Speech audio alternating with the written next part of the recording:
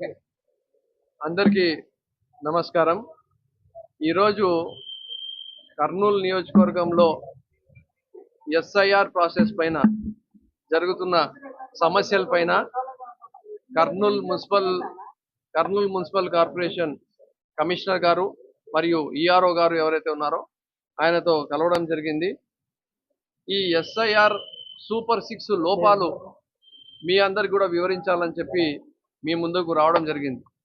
ఈ SIR super 6 లోపాలు ఏమి అంటే ఎన్యూమరేషన్ ఫామ్ డిస్ట్రిబ్యూషన్ ప్రాసెస్ ఈ రోజుకి 13 రోజులు అయిపోయింది. ఉండేది 17 రోజులు మాత్రమే. దాంట్లో కూడా working days, non working days, leaves, ఇంకో వేరే సమస్యలు, ఆ పనులు ఈ పనులు అని చెప్పి ఉంటాయి.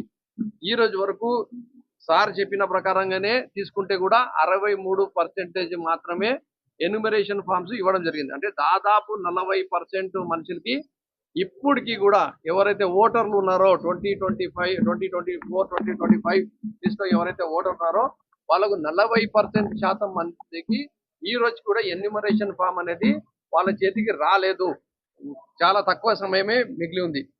రెండో విషయం ఏమంటే ఎన్యూమరేషన్ ఫామ్ ఇచ్చిన తర్వాత ఫామ్ ఫిలప్ అయిన తర్వాత అప్లోడ్ చేసే ప్రక్రియలో కూడా 5-10% కూడా అప్లోడ్ కాలేదు అనేది ఇది మేము కమిషనర్ గారి దృష్టికి తీసుకొని రావడం జరిగింది.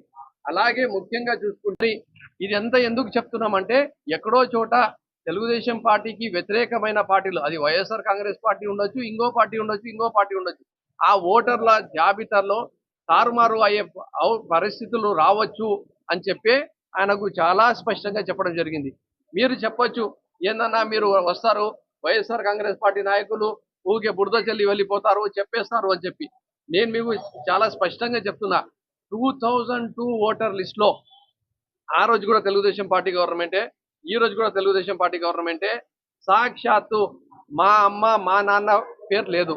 అంటే మా నాన్న ఒక యాక్టివ్ కాంగ్రెస్ పార్టీ లీడర్ ఆ రోజు 2002లో, ఆయనదే పేరు లేదు. అంటే ఇప్పుడు జరుగుతున్న ఈ ఎస్ఐఆర్లో కూడా చాలా మంది ఏదైతే తెలుగుదేశం పార్టీకి వ్యతిరేకంగా ఉన్న పొలిటికల్ పార్టీ లీడర్స్ ఉండొచ్చు, సానుభూతి పరులు ఉండొచ్చు, వాళ్ళ ఓటర్లు గల్లంతు చేసే విధంగా కూడా ప్రభావితం చేసే పరిస్థితి ఉంది అనేది కూడా చాలా స్పష్టంగా కమిషనర్ గారికి తెలియజేయడం జరిగింది.